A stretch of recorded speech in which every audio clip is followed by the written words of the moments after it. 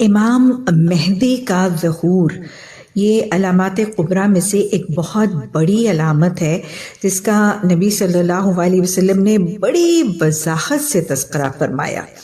امام مہدی کون ہوں گے، ان کا نام، ان کے والد کا نام، خاندان کا تذکرہ، ان کا حلیہ، ان کو کب کیسے پہچانا جائے گا، ان پر بیعت کب، کہاں، کیسے، کتنے لوگ کریں گے، اور پھر ان کے خلاف جو سازش کی جائے گی، ان کے خلاف جو جنگیں ہوں گی، یہ ایک پوری کی پوری روداد ہے جو بڑی وضاحت سے حدیث میں بیان کی گئی۔ حضرت محمد صلی اللہ علیہ وسلم نے سب سے پہلے امام مہدی کے نام اور ان کے خاندان کے حوالے سے جو باتیں بتائیں، حضرت عبداللہ رضی اللہ تعالیٰ عنہ کی روایت سے ترمذی میں حدیث ہے کہ آپ صلی اللہ علیہ وسلم نے فرمایا کہ دنیا ختم نہیں ہوگی یہاں تک کہ عرب کا ایک بادشاہ ایسا آدمی بنے گا جو میرے اہل بیت میں سے ہوگا اور اس کا نام میرے نام جیسا ہوگا۔ اسی طرح ابو داؤد میں حضرت ام سلمہ رضی اللہ تعالیٰ عنہ کی روایت سے حدیث آتی ہے کہ فرمایا گیا کہ مہدی میرے خاندان اور فاطمہ رضی اللہ تعالیٰ عنہ کی اولاد میں سے ہوں گے۔ اور پھر حضرت عبداللہ رضی اللہ تعالیٰ عنہ کی روایت سے ابو داؤد میں ایک اور حدیث ہے کہ اگر دنیا کا صرف ایک دن باقی رہ جائے تب بھی اللہ تعالیٰ اس دن کو اتنا لمبا کر دے گا کہ میرے خاندان یا میرے اہل بیت سے ایک شخص کو خلیفہ بنائے گا جس کا نام میرے نام پر ہوگا اور جس کے باپ کا نام میرے باپ کے نام پر ہوگا۔ تو گویا ان تمام صحیح حدیث سے یہ ثابت ہو رہا ہے کہ امام مہدی کا نام محمد بن عبداللہ ہوگا اور وہ حضرت فاطمہ رضی اللہ تعالیٰ عنہا کے خاندان اور ان کی خاندان کی لڑی اور اس نسل میں سے ہوں گے۔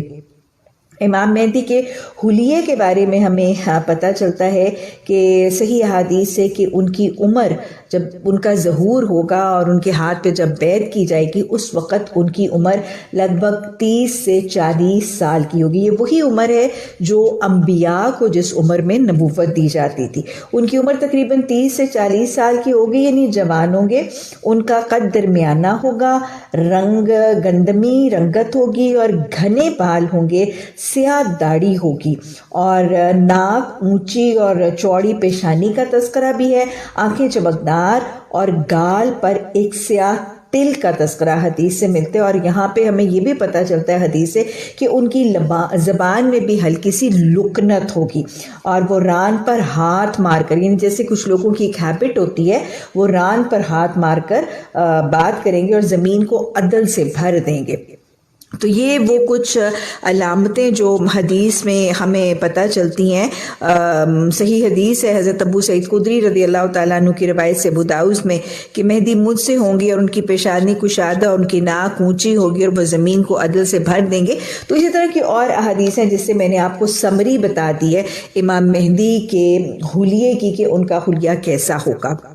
اور نبی صلی اللہ علیہ وسلم کی صحیح حدیث کے الفاظ میں یہ بھی مفہوم ہے کہ آپ نے فرمایا ہے کہ میں گویا حرم کی دیوار میں حرم کے پردوں کے ساتھ ان کو لپٹا ہوا دیکھ رہا ہوں، یعنی وہ خانہ کعبہ کے جو غلاف ہوگا اس کو تھام کے وہ دعائیں کر رہے ہیں اور وہ گڑ گڑا رہے ہیں اور وہ رو رہے ہیں۔ تو گویا نبی صلی اللہ علیہ وسلم کو دکھایا گیا یہ اور انہوں نے اپنی آنکھوں سے وہ نظارہ دیکھا۔ یہ وہ دور ہوگا جب امت کے اوپر دجالی فتنے بہت زیادہ بڑھ چڑھ کے آئیں گے، امت کے اوپر حالات بہت مشکل ہوں گی۔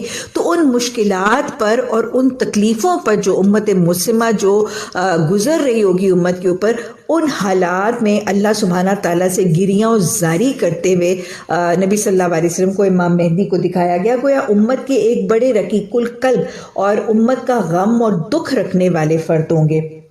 اور اسی کیفیت میں پھر ان کو یہاں پر یہ تمام احادیث جو موجود ہیں اور ان کے حلیے کی بھی جو احادیث موجود ہیں، پھر ہمیں حدیث سے پتہ چلتا ہے کہ 7 علماء کرام وہ مختلف اسلامی ریاستوں سے اور مختلف مسلمانوں کے علاقوں سے 7 علماء کرام جو ایک دوسرے کو جانتے نہیں ہوں گے وہ حرم آئیں گے۔ اور ان کا مقصد کیا ہوگا؟ ظاہر مسلمانوں کی حالت اتنی مشکل اور اتنی دگرگوں ہوگی کہ اس حالت میں وہ بھی حرم میں امام مہدی کی تلاش کے لیے یا اجتماعیت اور اتحاد، مسلمانوں کے اتحاد کے لیے، وہ اس غرض سے جب وہ علماء اکرام مختلف اسلامی ریاستوں اور مختلف جغرافیائی علاقوں سے آپس میں ایک دوسرے کو نہ جاننے والے علماء اکرام جب حرم میں پہنچیں گے اور وہ امام مہدی کو وہاں پر اس کیفیت میں دیکھیں گے جیسے حدیث میں بتایا گیا، تو پھر وہ امام مہدی کو ان کے حلیے سے اور ان علامات سے ان کو پہچان لیں گے اور پھر ان کو ان کی پہچان کروائیں گے. یعنی امام مہدی کو خود یہ معلوم نہیں ہوگا کہ میں امام مہدی ہوں، اور پھر جب علماء اکرام ان کو دیکھیں گے اور ان کو پہچانیں گے ان کی شبیہ سے، ان کے حلیے سے، اس پوری کیفیت سے جس میں ان کو دیکھا جائے گا، تو پھر وہ ان کو قائل کریں گے کہ آپ اپنی امامت کا اعلان کریں. لیکن ظاہر ہے اتنی بڑی بھاری ذمہ داری اٹھانی بڑی مشکل لگے گی، تو امام مہدی پہلے اس کا انکار کریں گے اور پھر وہ ان لوگوں سے نکل کر مدینہ تشریف لے جائیں گے. تو یہ علماء اکرام ان کے پیچھے مدینہ جائیں گے. مدینہ پہنچنے پر ان علماء اکرام کو وہاں کے لوگ بتائیں گے کہ وہ واپس مکہ آ گئے. تو پھر وہ علماء اکرام واپس مکہ آئیں گے اور پھر حرم کے صحن میں، مطاف میں، وہ پھر امام مہدی کو پہچانیں گے اور ان کو قائل کرنے کے لیے یہ کہیں گے کہ اگر آپ اس موقع پر جو امت کی جو نازک حالات ہیں اس میں اگر آپ اپنی امامت کا اعلان نہیں کریں گے تو جو مسلمان مظلوم ہیں پھر ان کا خون آپ کے کندھوں پر ہوگا. تو یہ ایک بہت ہی بھاری سی بات ہوگی، اور اس کو سننے کے بعد پھر امام مہدی اس ذمہ داری کا احساس کرتے ہوئے وہ اپنی امامت کا اعلان کریں گے. اور امامت کا اعلان کرنے کے بعد اس وقت ابتدائی اعلان کی وجہ کے موقع پر بہت تھوڑے لوگ ان کے ہاتھ پر بیعت کریں گے. اور یہ حدیث میں بتایا گیا، کچھ احادیث میں یہاں تک الفاظ بھی موجود ہیں کہ اس وقت ان کے ہاتھ پر صرف تقریباً اصحاب بدر کی تعداد کا تذکرہ تشبیہ دے کر کیا گیا ہے. یعنی تقریباً 313 لوگ جو ہیں اس وقت ان کے ہاتھ پر بیعت کریں گے. اور البتہ پھر اس کے بعد ایک علامت بتائی گئی ہے حدیث میں، بڑی واضح طور پر صحیح حدیث ہے کہ اس علامت کے رونما ہونے کے بعد پھر ان کی پہچان جو ہے وہ امت کے افراد کے لیے بہت یقینی اور حتمی بن جائے گی. مختلف حدیث میں آتا ہے، جیسے مسلم میں حضرت حفصہ رضی اللہ تعالیٰ عنہ کی روایت سے حدیث آتی ہے کہ آپ صلی اللہ علیہ وسلم نے فرمایا کہ اس گھر کو یعنی کعبہ میں کچھ لوگ پناہ لیں گے جن کے پاس دشمن کا حملہ روکنے کی طاقت نہیں ہوگی، نہ ان کی تعداد زیادہ ہوگی اور نہ ان کے پاس اسلحہ ہوگا، کہ ایک لشکر بھیجا جائے گا اور وہ بیدا کے مقام پر وہ لشکر پہنچے گا تو وہ دھسا دیا جائے گا. اسی طرح ایک اور حدیث ہے مسلم میں حضرت حفصہ رضی اللہ تعالیٰ عنہ کی حوالے سے ہی کہ ایک لشکر بیت اللہ کی طرف حملہ کرنے کی نیت سے جب بیدا کے مقام پر پہنچے گا تو پہلے اس لشکر کا درمیانہ حصہ زمین میں دھسے گا، پھر آگے کے پیچھے والے حصے کو مدد کے لیے پکاریں گے، لیکن سب کے سب زمین میں دھس جائیں گے سوائے ایک قاصد کے، وہی واپس جا کر لوگوں کو خبر دے گا. اور حدیث میں پتہ چلتا ہے کہ یہ صفوانی ایک لشکر ہوگا جو آئے گا اور عراق کی طرف سے آئے گا، اور وہ جب ان کو پتہ چلے گا کہ حضرت امام مہدی کا ظہور ہو چکا ہے اور انہوں نے اعلان کر دیا اپنی امامت کا، تو پھر ان کو ختم کرنے کے لیے یہ لشکر آئے گا، لیکن اللہ کے حکم سے پھر اس کو بیدا کے مقام پر دھسا دیا جائے گا. اور پھر اسی طرح اور بھی بہت سی صحیح حدیث سے اسی سے ملتے جلتے الفاظ موجود ہیں. اور ابن ماجہ میں حضرت علی رضی اللہ تعالیٰ عنہ کی روایت سے حدیث ہے کہ مہدی ہمارے اہل بیت میں سے ہوگا اور اللہ تعالیٰ ان کی خلافت کا انتظام ایک ہی رات میں فرما دے گا. اور پھر جب بیعت ہو جائے گی اور پہلے تھوڑے لوگ کریں گے اور پھر جب یہ لشکر بیدا کے مقام پر جو ان کی سرکوبی کے لیے بھیجا گیا ہوگا جب وہ دھسا دیا جائے گا تو یہ وہ علامت جو حدیث میں اتنی واضح طور پر موجود ہے، پھر امت کے علماء اکرام کو، مجاہدین کو اور مسلمانوں کو یہ ایک عام علامت جب ظاہر ہوگی تو پھر لوگ امام مہدی کی امامت کی حقیقت اور اس کی صداقت پر ایمان لے آئیں گے، مانیں گے. اور پھر جوک در جوک لوگ، حدیث میں آتے کہ پھر جوک در جوک لوگ آئیں گے اور امام مہدی کے ہاتھ پر بیعت کریں گے. اور پھر جب امام مہدی کے ہاتھ پر بیعت کریں گے تو پھر امام مہدی اپنے لشکر لے کر مسلمانوں کی معاونت اور مسلمانوں کے اوپر جو مظالم اور ظلم اور زیادتیاں جو ہیں وہ غیر مسلم ورلڈ یا نان مسلم ورلڈ کی طرف سے ہو رہی ہوں گی ان کے خاتمے کے لیے اور مسلمانوں کی معاونت اور حفاظت کے لیے پھر امام مہدی اپنے لشکر لے کر جائیں گے۔ اور حدیث میں یہ بھی الفاظ موجود ہیں کہ اللہ سبحانہ تعالیٰ نے امام مہدی کے لشکروں کو فتح اور نصرت کا وعدہ فرمایا ہے، یعنی یہ لشکر جس طرف بھی جائیں گے ان کو فتح ہی نصیب ہوگی اللہ کے حکم سے، اور کامیابی اور نصرت اور فتح ان کے قدم چومے گی۔ اور اسی طرح حدیث کے الفاظ ہیں کہ جو لوگ بھی امام مہدی کے لشکر میں شامل ہوں گے وہ ان کے لیے جنتی خوشخبری ہے۔ تو یہ ایک شارٹ وعدہ ہے، اور اگر ہمیں سمجھے نا کہ it is going to be as easy as that, تو یہ اتنا ہی مشکل ہوگا جتنا کہ نبی صلی اللہ علیہ وسلم کی حیات طیبہ میں ابو سفیان اور ابو جہل کے وہ لشکروں کے سامنے جمنا، مسلمان مدینہ کے مسلمانوں کے لیے، یا میدان بدر میں وہ 313 کی پونجی کا ابو جہل کے 100,000 کے لشکر کے سامنے جمنا مشکل تھا، اتنا ہی امام مہدی کے لشکروں کا اس دجالی فتنوں کے دور میں نان مسلم ریاستوں کے سامنے جہاد اور جنگ کرنا مشکل ہوگا۔ تو یہ لشکر جو امام مہدی کے ساتھ جائیں گے اس کے مجاہدین کے لیے جنت کا وعدہ ہے۔ اور حدیث میں موجود ہے، حضرت ابو سعید خدری رضی اللہ تعالیٰ عنہ کی روایت سے مسلم میں حدیث ہے، یہ آخری زمانے میں خلیفہ ہوگا جو مال بغیر گنتی کے تقسیم کرے گا۔ اور ان کے بارے میں ہمیں یہ بھی پتہ چلتا ہے، حدیث ہے حضرت ابو سعید خدری رضی اللہ تعالیٰ عنہ کی روایت سے، ابو داؤد میں حدیث ہے کہ وہ زمین کو عدل اور انصاف سے بھر دیں گے جس طرح وہ ظلم اور جور سے بھری ہوئی تھی، یعنی پہلے ظلم اور زیادتی تھی، تو پھر جب یہ آئیں گے تو زمین کو عدل اور انصاف سے بھریں گے، اور وہ 7 سال تک حکومت کریں گے۔ اور پھر اس میں یہ بھی ہے کہ وہ حق کے لیے لڑیں گے، اور کیسے اللہ کی طرف سے فتح اور نصرت آئے گی، اور کیسے مسلمان جو ہیں اللہ ان کو عزت دے گا امام مہدی کے ذریعے سے۔ اور پھر امام مہدی کے ذریعے ہی وہ فتح قسطنطنیہ کا تذکرہ بھی ہے، جو بھی میں وضاحت سے جس کی رودات ابھی آگے آپ کو بتاتی ہوں۔ لیکن اس سے پہلے میں 2 احادیث جو بہت زیادہ مشہور ہیں امام مہدی کے حوالے سے، ان کی وضاحت کرنا چاہوں گی کہ یہ دونوں احادیث ضعیف ہیں۔ ایک حدیث جو ترمذی میں حضرت ابو ہریرہ رضی اللہ تعالیٰ عنہ کی روایت سے کوٹ کی جاتی ہے، یہ حدیث ضعیف ہے۔ خراسان سے سیاہ جھنڈوں والے لوگ نکلیں گے، اور ان جھنڈوں کو بیت المقدس پر نصب کرنے کے لیے ان لوگوں کو کوئی چیز نہیں روک سکے گی۔ اسی طرح حضرت حارث رضی اللہ تعالیٰ عنہ کی روایت سے ابن ماجہ میں ایک حدیث کوٹ کی جاتی ہے کہ مشرق سے کچھ لوگ آئیں گے اور وہ مہدی کی حکومت کو مستحکم کریں گے۔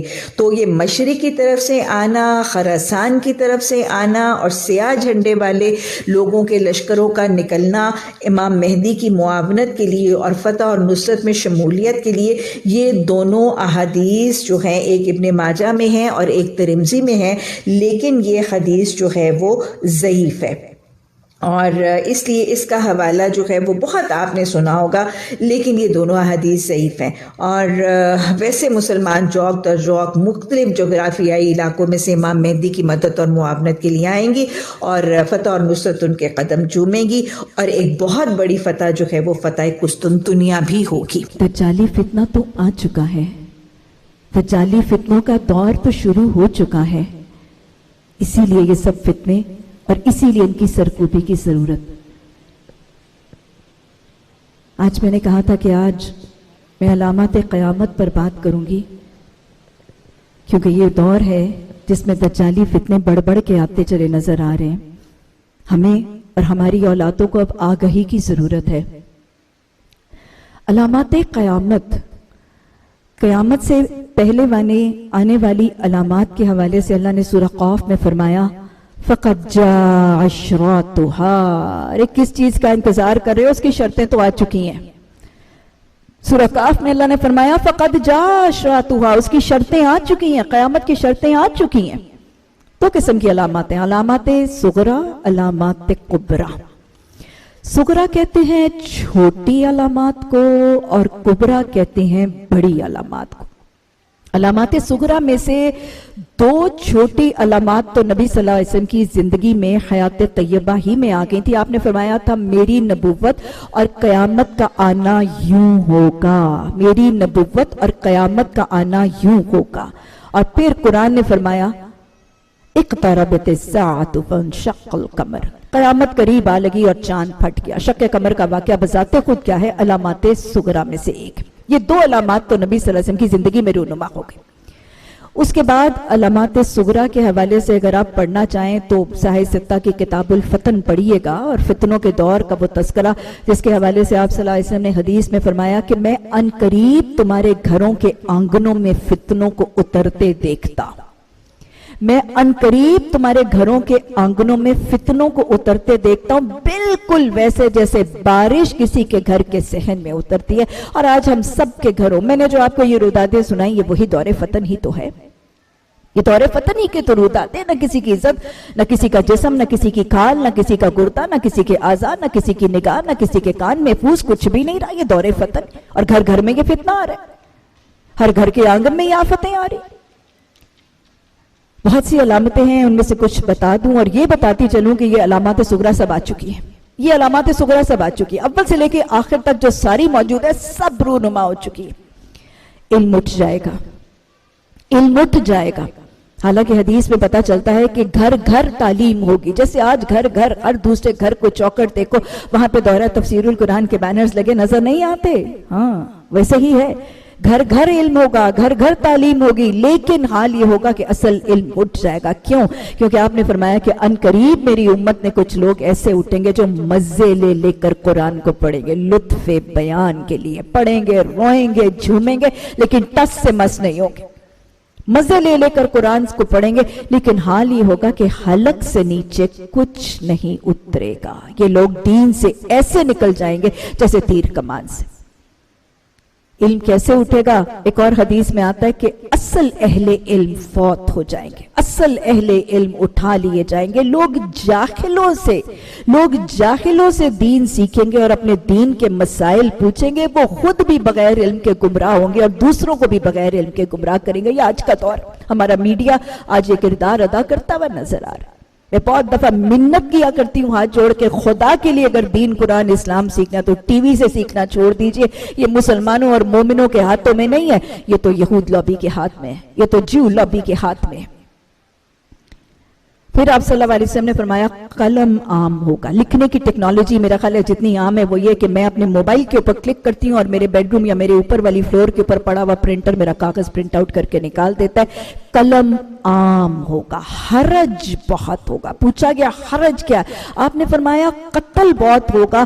قاتل کو پتہ نہیں ہوگا وہ قتل کیوں کر رہا ہے، اور مقتول کو پتہ نہیں ہوگا وہ قتل کیوں کیا گیا. اب بھی میں آئی ہوں، آنے سے 2 منٹ پہلے میں دیکھ کے آئی ہوں، بم دھماکہ ہوا، قاتل مقتول دونوں کو نہیں پتا کیوں قتل کر دیے. حرج بہت ہوگا.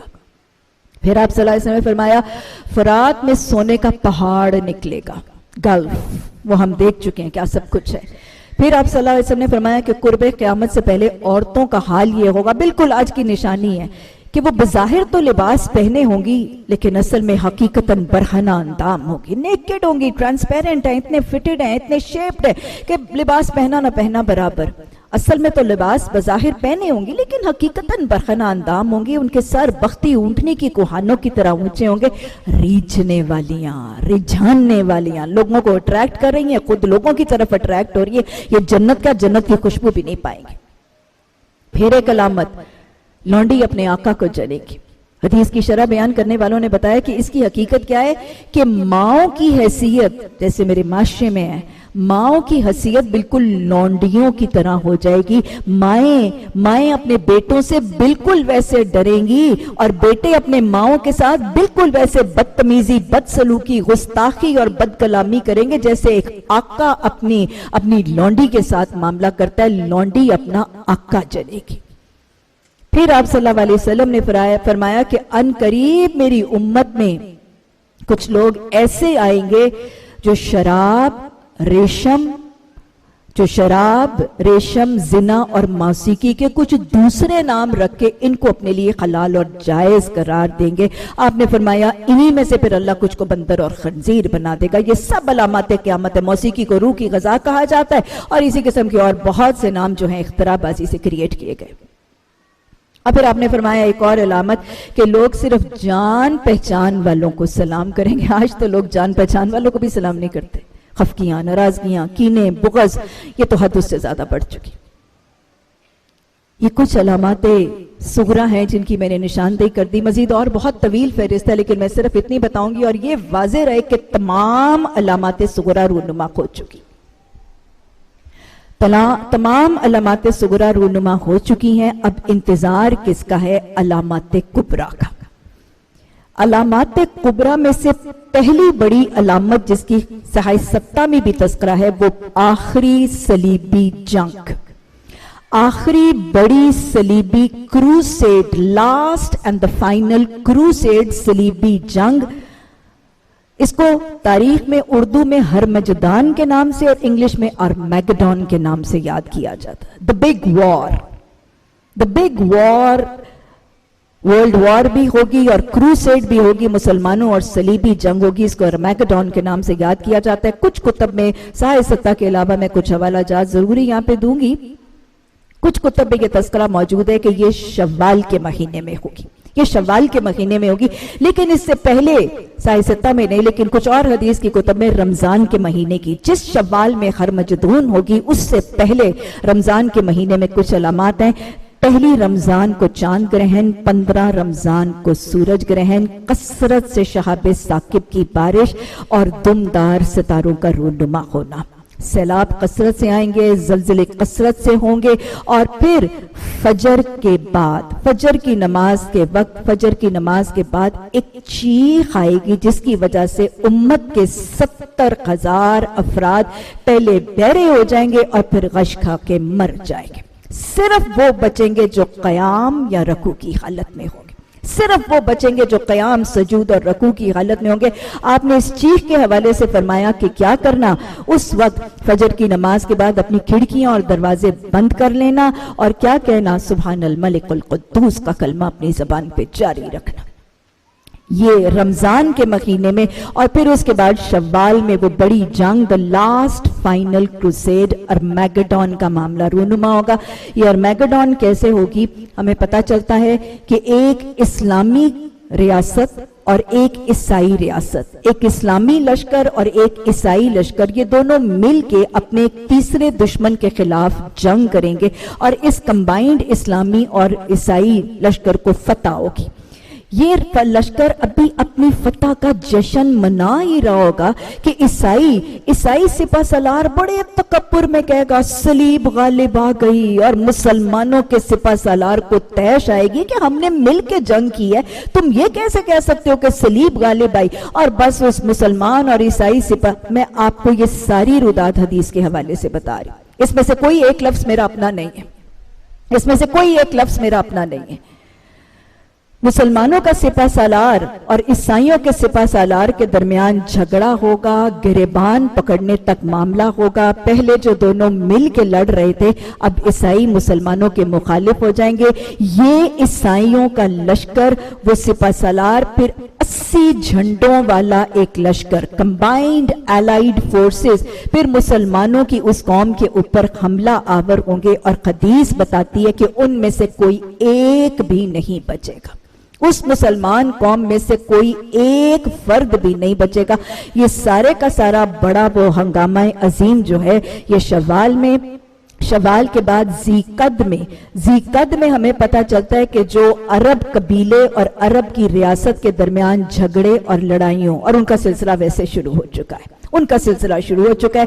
اور پھر ذی الحج کے مہینے میں منا کے میدان میں خون ریزی ہوگی اور خون بہا دیا جائے گا. منا کے حدود کے اندر خون ریزی اور خون بہا دیا جائے گا. اور پھر ذی الحج کے اختتام پہ یا محرم کے مہینے میں عرب کا حکمران فوت ہو جائے گا، عرب کا حکمران فوت ہو جائے گا. اور ابھی لوگ اس کی حکومت کے معاملے میں عرب کے حکمرانی کو اس کے شہنشاہ کی حکومت کے نصب کرنے کے لیے بھی جھگڑا ہو ہی رہا ہوگا تو امام مہدی کا ظہور ہوگا. یہ بات یاد رکھیے گا کہ حدیث نے یہ بات واضح طور پر بتا دی ہے کہ جب علامات کبریٰ میں سے پہلی علامت، اور وہ کیا ہے؟ ارمیگڈون جب آ جائے گی تو اس کے بعد باقی فتنے اتنی جلدی پے در پے آتے چلے جائیں گے کہ جیسے اگر تسبیح کا دھاگا ٹوٹنے کے بعد دانے پے در پے گرتے چلے جاتے ہیں، ویسے کنزیکٹیولی ون آفٹر دا ادر جو ہے یہ فتنے آتے چلے جائیں گے. تو لہٰذا محرم کے مہینے میں امام مہدی کا ظہور ہوگا. امام مہدی کے حوالے سے جان لیجئے، حدیث بتاتی ہے کہ ان کا نام محمد بن عبداللہ ہوگا. حضرت فاطمہ الزہرا کی نسل اور ان کی اولادوں میں سے ہوں گے. رنگ ان کا گندمی ہوگا، قد ان کا درمیانہ ہوگا، عمر ان کی تقریباً 30-40 سال کے لگ بھگ ہوگی. بال سیاہ اور گھنے، داڑھی سیاہ اور گھنی، پیشانی بہت کشادہ اور روشن، آنکھیں چمکدار، ایک گال پر تل، ہلکی سی لکنت سے بات کریں گے اور اپنی ران پہ ہاتھ مار کے کلام کریں گے. یہ امام مہدی کی علامتیں ہیں. نبی صلی اللہ علیہ وسلم نے حدیث میں فرمایا کہ گویا میں اپنی آنکھوں سے دیکھ رہا ہوں کہ امام مہدی خانہ کعبہ کا غلاف پکڑ کے امت کے لیے دعائیں کر رہے ہیں. حالات ایسے ہوں گے کیونکہ دجالی فتنہ جو ہے وہ پھیل چکا ہوگا، دجالی فتنہ پھیل چکا ہوگا، اور امام مہدی امت کے کرب اور اس کی تکلیف کو محسوس کر کے امام مہدی جو ہے وہ خانہ کعبہ کے حرم کے مطاف کے اندر کھڑے ہو کے اللہ سبحانہ تعالیٰ سے گریاں زاری کر رہے ہوں گے. اور ادھر 7 علماء کرام جو مختلف ملکوں سے آئیں گے، ایک دوسرے کو نہیں جانتے ہوں گے، یہ امام مہدی کو تلاش کرنے کے لیے یہ خانہ کعبہ میں حاضر ہوں گے. امام مہدی کو ان کی حیت اور ان کے جسم کی کیفیت اور ان کے مطاف کی کیفیت کے حوالے سے پہچانیں گے اور ان کو اپنی امامت کے اعلان کرنے کی طرف قائل کریں گے، جس پر اتنی بھاری ذمہ داری اٹھانے پر امام مہدی انکار کریں گے اور پھر ان سے بچ کے مدینہ چلے جائیں گے. یہ تینوں کی ساتوں کے ساتوں علماء پھر مکہ سے مدینہ ان کے پیچھے جائیں گے اور وہ مدینہ سے واپس مکہ آئیں گے. یہاں پر پھر تعاقب کرتے یہ علماء اکرام امام مہدی کو اس بات پہ قائل کریں گے کہ اگر آپ نے امامت کا اعلان نہ کیا تو امت کی ساری خون ریزی اور امت کے سارے فتنوں کا بوجھ پھر آپ کے کندھوں پر ہوگا. بڑا بھاری بوجھ ہے، اس کو برداشت نہیں کر سکیں گے اور امام مہدی اپنی امامت کا اعلان کر دیں گے.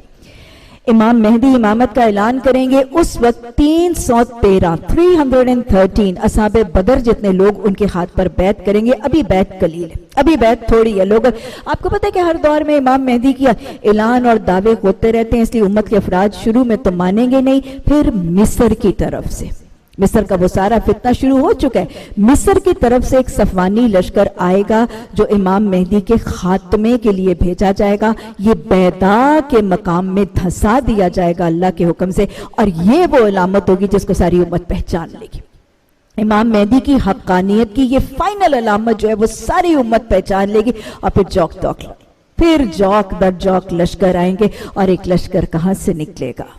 اپنے بیٹوں کو بتا دیجئے، اپنے اگلوں کو سمجھا دیجئے. بڑے وعدے موجود ہیں. اللہ ہمیں دجالی دور کے فتنوں سے بچائے اور اللہ ہمیں اس دور سے پہلے اٹھائے اور ہمارے ایمانوں کو آزمائے نہ. ہمارے ایمان بڑے کمزور ہیں لیکن یہ تعلیم پہنچا دیجئے.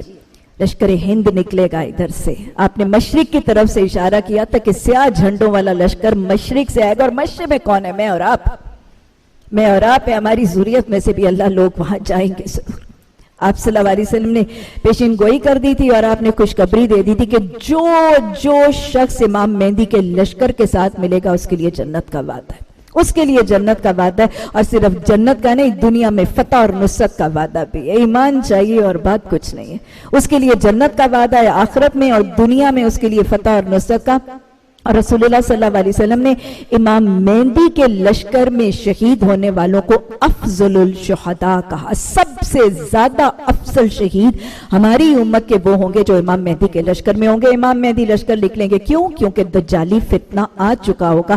ابھی دجالی فتنہ آیا ہوگا، دجال خود نہیں آیا ہوگا. دجال ابھی بعد میں آئے گا. دجالی فتنہ کیسا ہوگا؟ دجال ساری دنیا میں گھومے گا. اس کے پاس ایک جنت ہوگی، اس کے پاس ایک جہنم ہوگی. وہ لوگوں کو اپنی جنت کی ٹیمپٹیشنز دے گا. آج بھی دیتا ہے دجال. تم میری بات مانو گے، میری سینکشنز کو مانو گے تو میں تمہاری دنیا میں تمہارے ملک کو باغ و بہار بنا دوں گا. وہ کیا کرے گا؟ وہ دنیا کو اپنی جنت کی ٹیمپٹیشنز دے گا. جو اس کی جنت کو مان کے اس میں جائے گا وہ جہنمی ہے. حدیث نے بتا دیا. اور وہ ساتھ ایک اپنی جہنم بھی لے جائے گا. میں تم پر سینکشنز لگا دوں گا. آج کی دجالی طاقتیں کہتی ہیں میں تمہاری زندگی جہنم بنا دوں گا، میں تمہاری ریاستوں کو جلا کے برباد کر دوں گا، میں تم پہ ڈرون برسا دوں گا اگر تم میری بات نہیں مانو گے. جو اس کی بات کو جہنم سے ڈر جائے گا اس کو بھی جہنم میں پھینک دیا جائے گا. اس کے جہنم کو ماننے سے انکار کرے گا اس کو جنت میں ڈال دیا جائے گا. یہ ساری دنیا کا چکر لگائے گا. یہ دجال جو ہے اس کے قبضے میں ہوائیں ہوں گی. یہ اپنی مرضی سے ہواؤں کو روکے گا اور یہ اپنی مرضی سے بارشوں کو برسائے گا. کہیں دنوں کو لمبا کرے گا اور کہیں دنوں کو چھوٹا کرے گا. آج کچھ کتب اس بات کی تحقیق اور تصدیق کرتی ہوئی نظر آ رہی ہیں کہ وہ جیوز جو اینٹی کرائسٹ اور دجال کے آنے کے منتظر ہیں وہ یہ سب کچھ کر چکے ہیں. اینٹی گریوٹی موومنٹ، زمین کی حرکت کو سلو کرنے کی ٹیکنالوجی جیوز کے پاس ہے. بارشوں کو، ہواؤں کو کنٹرول وہ سب تیاری کر چکے ہیں. تیاری نہیں کی تو میں نے، آپ نے نہیں کی. تیاری نہیں، اسی لیے میں نے دانستہ اس دفعہ یہ بات کرنے کے لیے رکھا کہ ہمیں سمجھ آنی چاہیے اور ہمیں پتہ چلنا چاہیے what are we heading on for. ان کے تو بچے کو انتظار ہے اس اینٹی کرائسٹ کا اور دجال کا، اور وہ تو ہواؤں کو بھی روک چکے ہیں، وہ تو بارشوں کو بھی اپنے کنٹرول سے اپنے اینٹی کرائسٹ کے لیے تیاری کر چکے ہیں. دجال بذات خود اگر دیکھیں تو دجال کے حوالے سے جو روداد آتی ہے کہ وہ کیسا ہوگا، کہ وہ بہت سرخ و سفید رنگت والا ہوگا. اس کے بال سیاہ ہوں گے لیکن پیچھے سے وہ گنجا ہوگا. ایک آنکھ اس کی بڑی موٹی اور چمکدار ہوگی اور دوسری پھولے ہوئے انگور کی طرح ہوگی. اور اس کے ماتھے کے درمیان، دونوں آنکھوں کے درمیان ماتھے پہ کافر لکھا ہوگا، جس کو صرف مسلمان پڑھ سکیں گے اور کوئی نہیں پڑھ سکے گا. بہرحال امام مہدی اپنے لشکروں کو لے کر نکلیں گے دجالی فتنے کے خاتمے کے لیے. مسلمانوں کی جو خونریزیاں ہو رہی ہوں گی اس کے، مسلمانوں کے ظلم اور زیادتی کے خاتمے کے لیے نکلیں گے. اور ہمیں پتہ چلتا ہے جہاں جہاں امام مہدی کا لشکر جائے گا فتح اور نصرت ان کے قدم چومے گی. شہداء کے لیے جنتوں کے وعدے ہیں. پھر آخر میں امام مہدی کے لشکر میں کانکویسٹ آف کانسٹینٹینوپل، فتح قسطنطنیہ، باقاعدہ تاریخ میں موجود. کتب کے اندر کھول کے دیکھ لیجئے، فتح قسطنطنیہ کا تذکرہ موجود ہے کہ نبی حضرت امام مہدی وہ لشکر کا پڑاؤ ہوگا 3 دن کی پوری جنگ کی روداد، جیسے غزوہ بدر کی روداد ہے نا، ویسے فتح قسطنطنیہ کی روداد تاریخ میں، حدیث میں موجود ہے.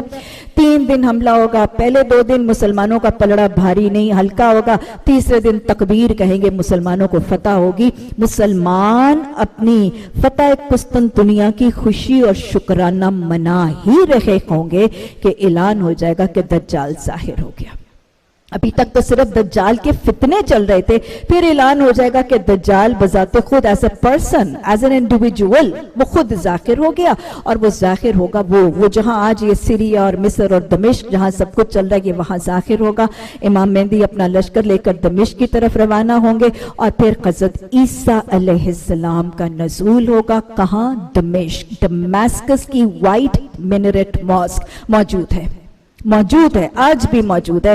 وائٹ مینریٹ والی ماسک دمشق میں ہے. حضرت عیسیٰ علیہ السلام مثال میں، بخاری کی حدیث ہے، سال میں آئیں گے کہ انہوں نے زرد لباس پہنا ہوگا اور ان کی بالوں کی 2 لٹیں ان کے کندھوں پر ہوں گی. پانی کے قطرے ٹپک رہے ہوں گے. دونوں فرشتے دائیں بائیں ان کے کندھوں پہ ہاتھ ہوگا اور حضرت عیسیٰ علیہ السلام آئیں گے.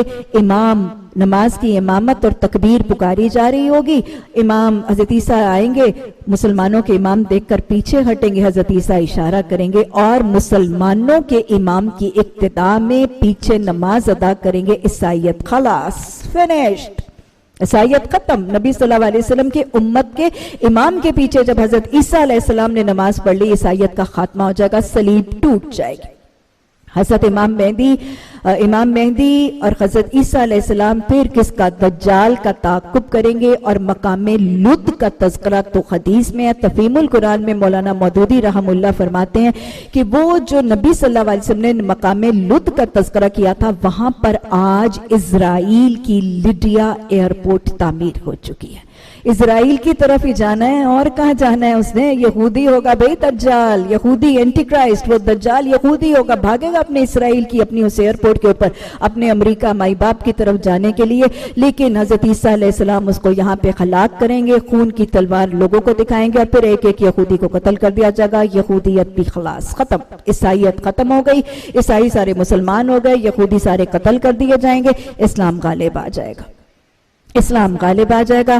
حضرت عیسیٰ علیہ السلام پھر اسلام کی تعلیم دیں گے. اور پھر کیا ہوگا؟ پھر وہ جو اس دن ہم نے دیکھا تھا وہ فتنہ آ جائے گا. یاجوج اور ماجوج کا ذوالقرنین نے، ابھی تو ان کو پتا نہیں وہ کہاں ہے دیوار. گریٹ وال آف چائنا نہیں ہے.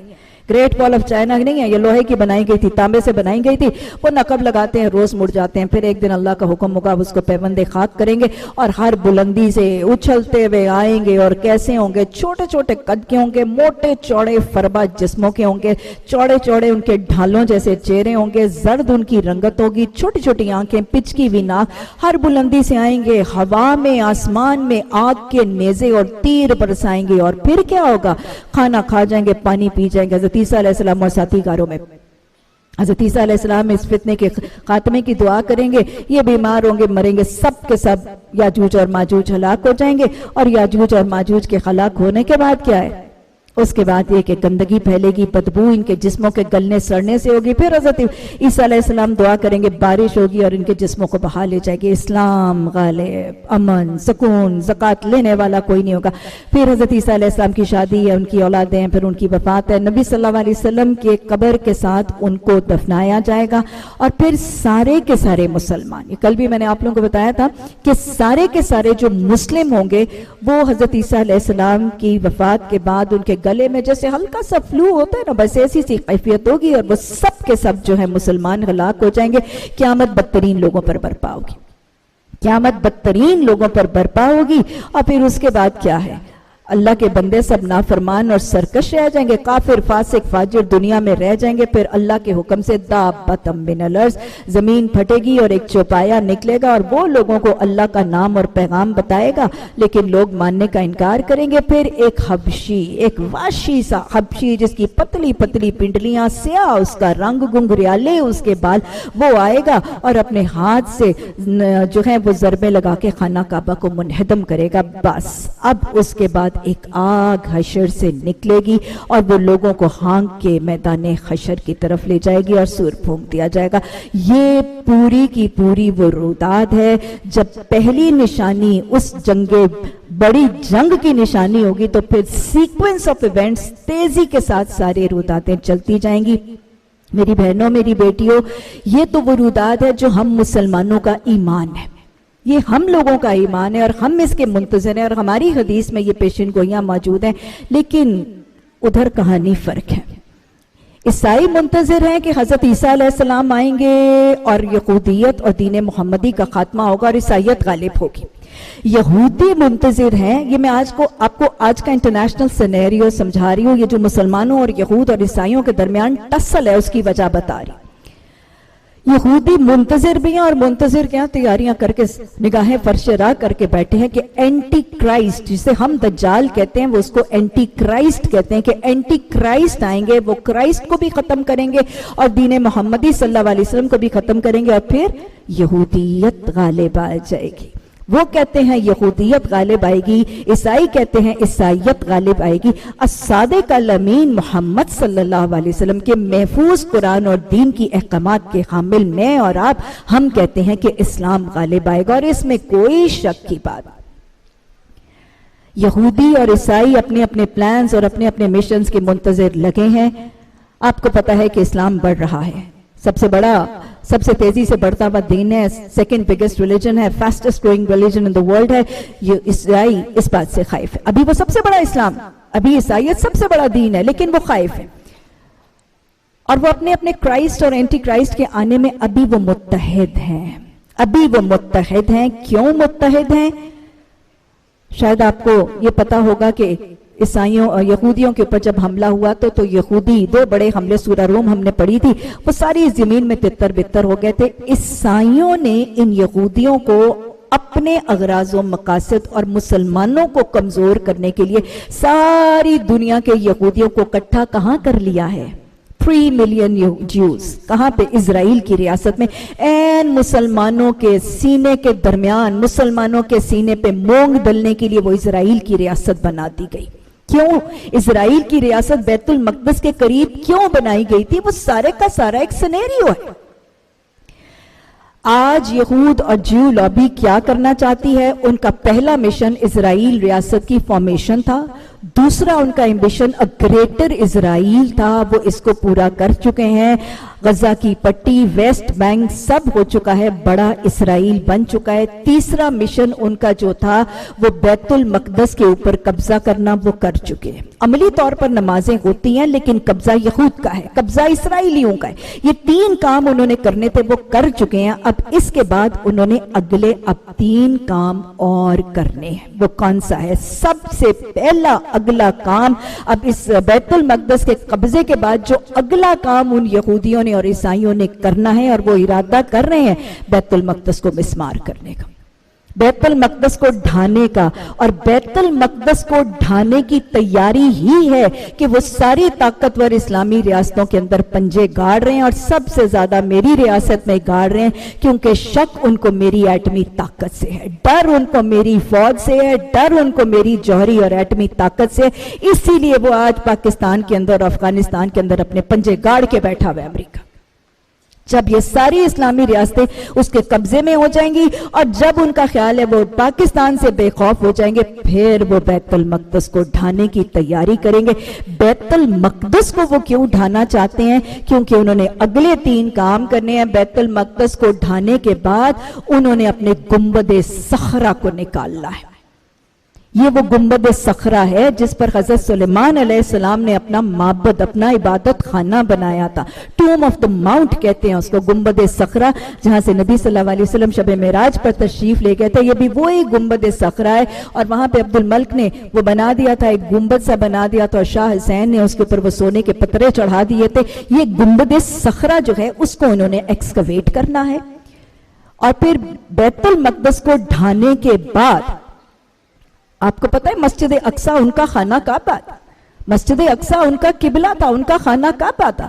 وہ پہلے ایک دفعہ ڈھایا گیا، پھر انہوں نے آشوریوں کے بعد دوسری دفعہ اپنا معبد سیکنڈ اپنا ٹیمپل بنایا، پھر ڈھا دیا گیا، ٹائٹس نے اس کو ڈھایا، پھر اس کے بعد انہوں نے اب کیا کرنا ہے؟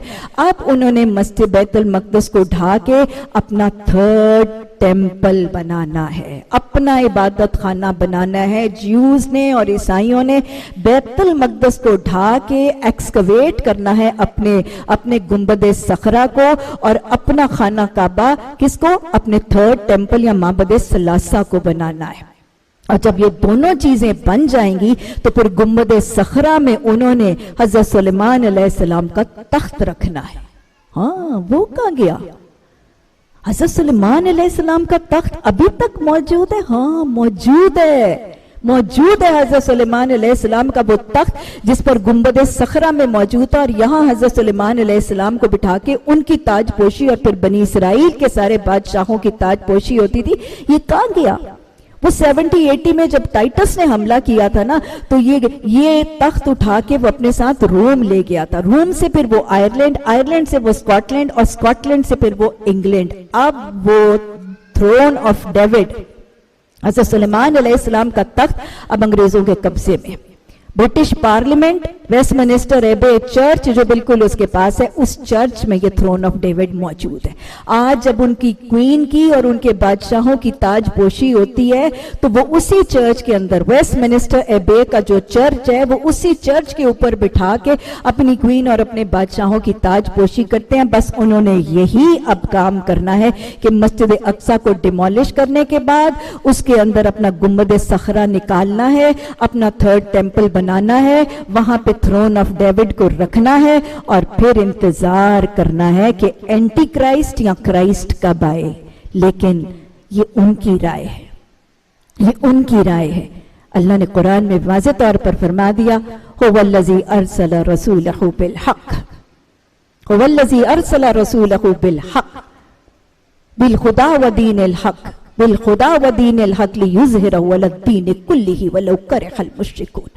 اللہ سبحانہ تعالیٰ نے محمد صلی اللہ علیہ وسلم کے اس دین کو غالب کرنا ہے، نہ دجال نہ اینٹی کرائسٹ، کوئی تصور نہیں ہے۔ ابھی وہ جڑے ہوئے ہیں، جب ڈرون آف ڈیوڈ وہ رکھ لیں گے اس کے بعد وہ بھی آپس میں پھٹ جائیں گے۔ اللہ نے قرآن میں کہا ہے تمہیں لگتا ہے کہ وہ متحد ہیں لیکن ان کے دل آپس میں پھٹے ہوئے۔ اللہ ہمیں یہ رودات سمجھنے اور اس غلبہ اسلام میں اپنا کردار ادا کرنے کی توفیق عطا فرمائے۔ یہ روداتیں سیکھ بھی لیجئے اور یہ روداتیں اپنی ذریتوں کو بتا بھی دیجئے کہ چیزیں آنے والی ہیں۔ اور میری بہنوں، یہ تو قیامت صغریٰ ہے، قیامت کبریٰ ہے. نبی صلی اللہ علیہ وسلم نے فرمایا تھا جس کی موت آ گئی اس کی قیامت آ گئی.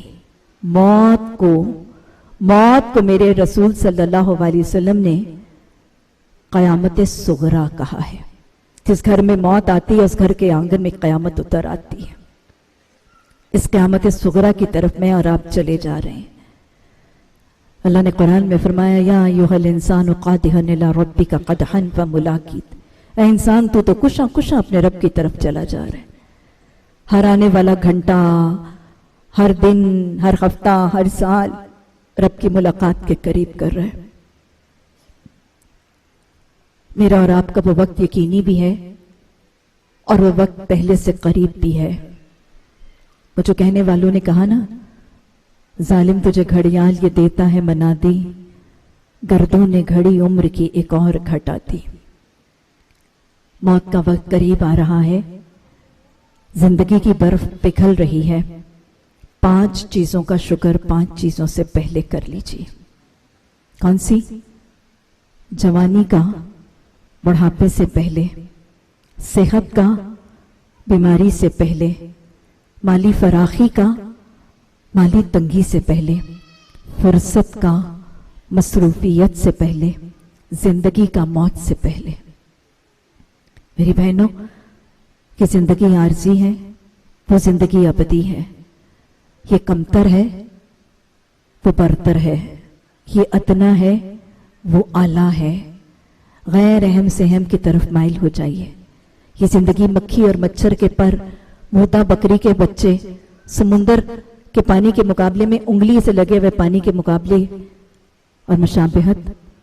اللہ ہمیں غیر اہم کو کم اور اہم کو زیادہ اہمیت دینے کی توفیق عطا فرمائے. کل نفس ذائقۃ الموت. یہ موت کا کڑوا کسیلا گھونٹ تو ہم سب نے پینا ہی پینا ہے.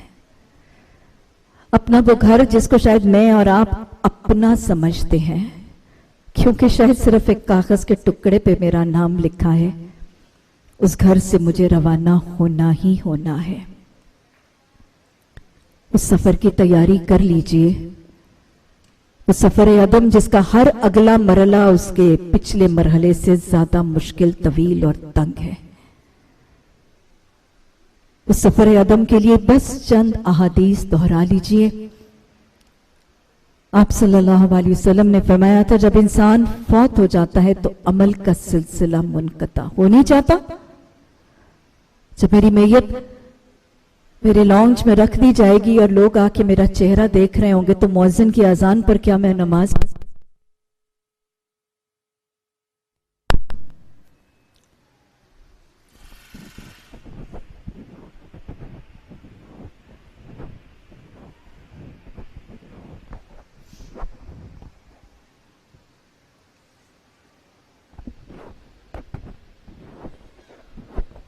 کیا میں اس وقت نماز پڑھ سکوں گی؟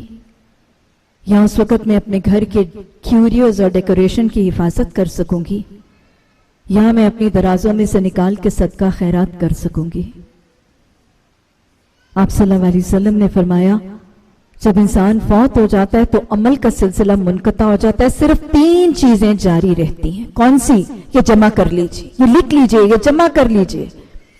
وہ نفع دینے والا علم جو وہ اپنی زندگی میں لوگوں کو سکھا گیا، وہ دنیا کا ہے، وہ قرآن کا ہے تو قرآن کا تو بہترین ہے. وہ مال جو وہ اپنی زندگی میں اللہ کی راہ میں خرچ کر گیا. خرچ کریں اس وقت سے پہلے جب جان لبوں پہ آ جائے اور کہنے لگے فلاں کو نہیں، وہ مال تیرے وارث کا ہے. اور وہ نیک اولاد جو وہ اپنے پیچھے صدقہ جاریہ چھوڑ گئے. وہ نیک اولاد جس نے قرآن پڑھا، جس نے قرآن پر عمل کیا، اس کے تو ماں باپ کے سروں پہ تاج، اس کے ماں باپ کو تو جنت کے خلے. وہ نیک اولاد جو وہ پیچھے چھوڑ گیا، اپنی اولادوں کی حفاظت بھی کر لیجئے، قرآن اور نماز سے جوڑ بھی لیجئے. وہ نیک اولاد جو اس کے لیے بخشش کی دعا کرتی رہی. کاش میرا، کاش آپ کا، کاش ہمارا بیٹا ہمارا جنازہ پڑھنے والا بن جائے. اپنے بیٹوں کو اس قابل بھی بنا دیجئے، اپنے بیٹوں کو اس بات کی وصیت بھی کر دیجئے کہ یاد رکھیے جب کوئی بڑا سا بڑا عالم دین میرا جنازہ پڑھے گا نا تو وہ صرف دعائیں پڑھے گا، لیکن اگر میرا اپنا بیٹا میرا جنازہ پڑھے گا تو وہ دعا پڑھے گا نہیں، وہ دعا مانگے گا۔ اللہ ہماری بیٹیوں کو، ہماری بہووں کو سنتوں کے وہ طریقے آ جائیں، ہمیں غسل دینے والیاں بن جائیں، اللہ ہمارے بیٹے ہمارے جنازے پڑھنے والے بن جائیں۔ یہ چیزیں جمع کر لیجئے۔ قبر کے سوالوں کی تیاری کر لیجئے، تمہارا رب، تمہارا رسول، تمہارا دین کیا تھا؟ قبر میں بچانے والے عمل، دائیں ہاتھ سے نماز، بائیں کی جانب سے قدم مسجد کی طرف، الٹے ہاتھ کی جانب سے زکوٰۃ، سامنے سے صدقہ اور سرہانے کی طرف سے قرآن۔ سورہ ملک کو رات کو اپنا لیجئے۔ قیامت کے دن جب میں اللہ کے حضور تنہا ہوں گی، کوئی حجاب، کوئی رکاوٹ، کوئی obstruction، کوئی بیریئر، کوئی ترجمان نہیں ہوگا، اور میرا رب مجھے کہے گا لَقَدْ جِئْتُمُونَا فُرَادًا، آج اکیلی آ گئی ہے، سب کچھ چھوڑ آئی ہے، اپنا مال، اپنا جائیداد، اپنے بھائی بہن، اپنے معاون سب چھوڑ آئی ہے۔ اس وقت کے سوالوں کی تیاری کر لیجئے، میرا رب بڑا رحمان ہے۔ قیامت کے دن پہلا سوال، اللہ کے حقوق میں پہلا سوال نماز کا ہوگا۔ رب اجعلنی مقیم الصلاۃ ومن ذریتی۔ اور بس 5 سوال جن کے بغیر کوئی اپنے جگہ سے ہل نہیں سکے گا۔ ان 5 سوالوں کو یاد بھی کر لیجئے اور ان کے جوابوں کا محاسبہ کر لیجئے۔ کیا میں نے تیار کر لیے؟ جوانی کس حال میں گزاری؟ جوانی کس حال میں گزاری؟ تمہیں بڑی طاقتیں، بڑی صلاحیتیں، بڑا حافظہ، بڑی قوت، بڑی فرصت، بڑی صحت دی تھی۔ کیا کھاتے تھے، کیا پیتے تھے، کیا دیکھتے تھے، کیا سنتے تھے، کیا بولتے تھے، کیا پہنتے تھے؟ اچھا، دوسرا سوال، جوانی تو لاابالی تھی، بتاؤ اس کے بعد عمر کیسے گزاری؟ اس جوانی کے بعد بھی تو کسی کو 30، کسی کو 40، کسی کو 50 سال دیا تھا، باقی زندگی میں کیا کر کے آئے ہو؟ کیا جوانی کا استغفار بھی کر کے آئے ہو کہ نہیں؟ کیا اس لاابالی جوانی پہ توبہ کر کے اصلاح بھی کر کے آئے ہو کہ نہیں؟ تیسرا سوال، مال کیسے کمایا تھا؟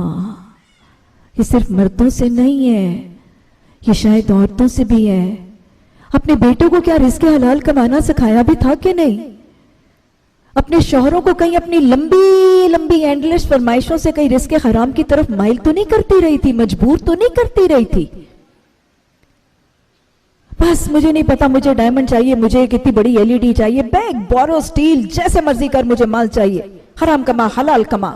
مال کیسے کمایا تھا؟ چوتھا سوال، مال خرچ کیسے کیا تھا؟ مال خرچ کیسے کیا تھا؟